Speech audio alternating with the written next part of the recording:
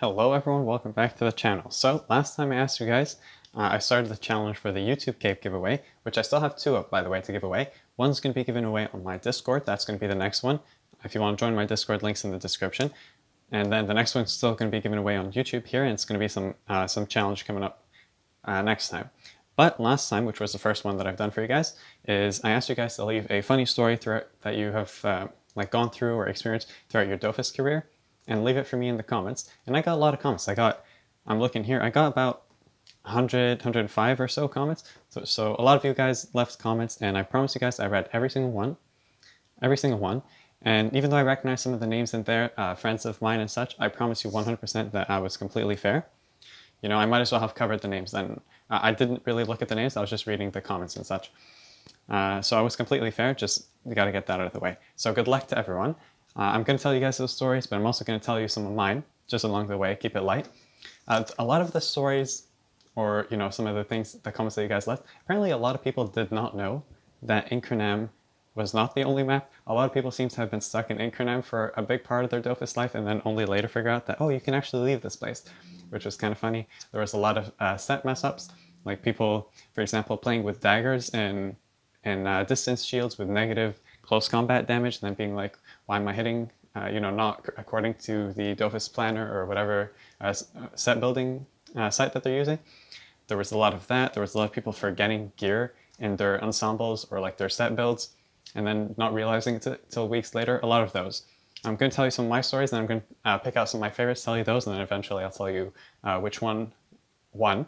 And if you don't win this one, obviously only one person gets to win this one. You still got two chances, so remember, one's on Discord, next one's going to come up soon on YouTube. The next few videos won't be the giveaway, but it'll definitely come up soon enough. So I have just two quick stories. They're not, like hilarious, but just two funny stories that I have. So once, I was trying to get my sister into the game, because we addicts, we want to bring people in so that we don't feel so guilty about spending all of our time on this game.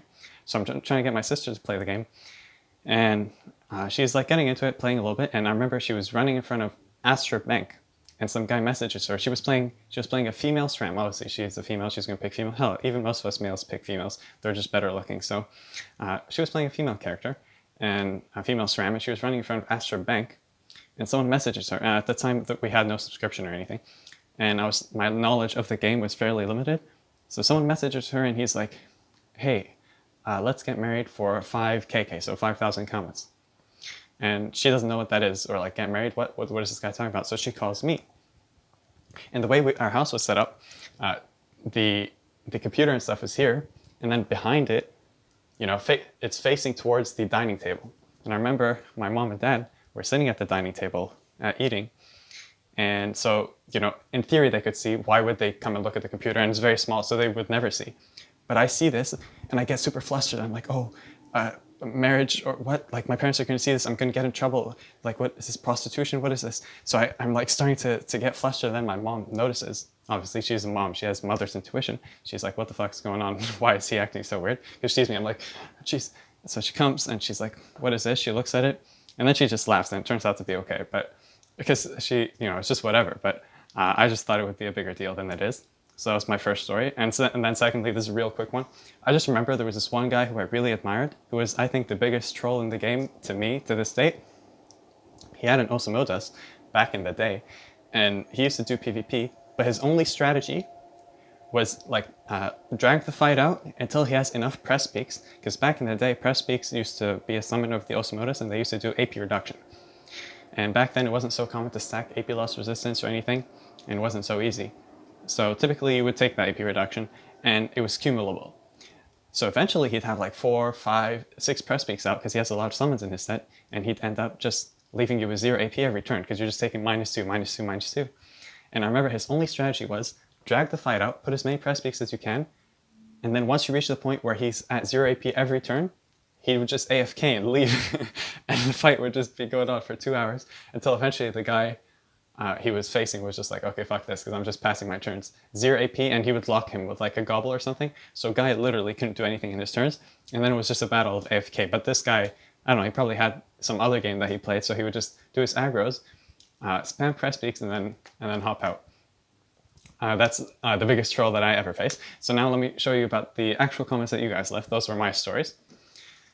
So there were a few funny ones. I picked out 4, and the 4th one's going to be the winner. So the first one is it's not really one comment.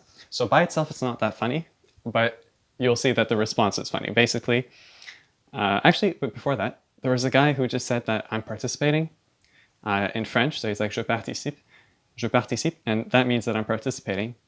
And I don't think he realizes, I don't think he speaks English. He probably just saw giveaway in the title, and he's like, oh, giveaway. I just have to write a comment or whatever. So, you know, Frenchies, at least try and watch the video, please. And there was another guy who I thought was a funny comment, who was too afraid to go to the Inkernaam cemetery alone. When he was younger, he said shit was wild back then. I thought that was kind of funny. Not a top comment, but I thought it was kind of funny. So that was like a notable mention. Now here are my top comments. So the first one comes from creator Dofus, and it's not as funny, his comment so much as funny, but you'll see. So he says, so here's my story. Once I bought a really well-made barbaric wedding ring with almost maximum stats. It had no AP, MP, X on it, just near maximum stats. He says on Elisael, he bought it for, I'm going to paraphrase because I don't want to read it word for word. Basically, he bought it for 6 million commas, and then he looks at it and he's like, oh wait, this doesn't have an XO. He thought it did. And he's like, damn, what the hell? Like, I just bought this thinking that I made an insane deal. I thought that this would be like worth 30 million. Turns out it has no AP, MP. It's just perfect stats. He's like, oh shit, like I just messed up. So he's like, you know what? Fuck it, I'm going to try my luck. He goes, puts it in market, and apparently it sells for 30 million commas overnight. So someone else messed up. So that by itself is not that funny. But then someone else put a second comment, and this is the funny part. Someone else put a second comment, and they're like, so here's my story. Once I bought a really well-made barbaric wedding ring with almost maximum stats. I thought it had really good stats and a nice price since it was for 30 million commas, and I bought it, and then I see it doesn't have an AP MPX, so this is on Elisael. And he's like, omega lol. So I thought that was funny because he's like playing off the other guy's comments. I don't think it's real, unfortunately, but whatever. I just thought it was funny, so I wanted to show you guys. And then next, we have one of the ones that genuinely made me laugh, and it's just the concept that's funny to me. So it's by this guy who is playing Rogue, which is my favorite class, and he's playing versus a pushback IOP. So there was a time where pushback IOPs were a lot more popular. I think they've gone some nerfs or something. I don't see them much anymore, or there's just better modes to play. But he was playing versus a pushback IOP, and it's important to note that the way pushback IOPs used to play is they would put all their stats and vitality, all their trophies as pushback, or like Ivory, or like Emerald Dofus, like resistance type shit, or just pushback. Right? So this this rogue is fighting this IOP who is playing pushback, and so he's like, okay, the guy had 6,000 HP and 40% resistance, right? You don't get that sort of thing just by not sacrificing. So 6,000 HP and 40% resistance, and then the rogue is saying, he's like, at some moment I was too low HP, and he's like, damn, how am I going to beat him? And then he comes up with this genius 1 million IQ play. He's like, I went to a corner of the map, and I put 2 cowards around me. Now, you can't put 2 cowards on the same turn, so that made me a little bit suspicious, but I assume he had one already there. Or even if he didn't put 2 cowards, he could have put 1 coward and a bomb with powder, and this would have still worked. And it's just the concept that's so funny to me. He's like, I went in a corner, and I put 2 cowards around me, and then he couldn't do anything. And I was like, what do you mean he couldn't do anything? I was thinking about it. And then he's like, he can't kill the cowards because he only does pushback damage, which is right, because you can't push cowards. And then after 10 rounds, he's just healing off the cowards, and and he was just laughing, and I thought it was very funny because I just started thinking about if I was the IOP, and I'm like, shit, I genuinely can't do anything because all his stats are in vitality. He can't kill the coward, and let's say he kills one of the cowards, right?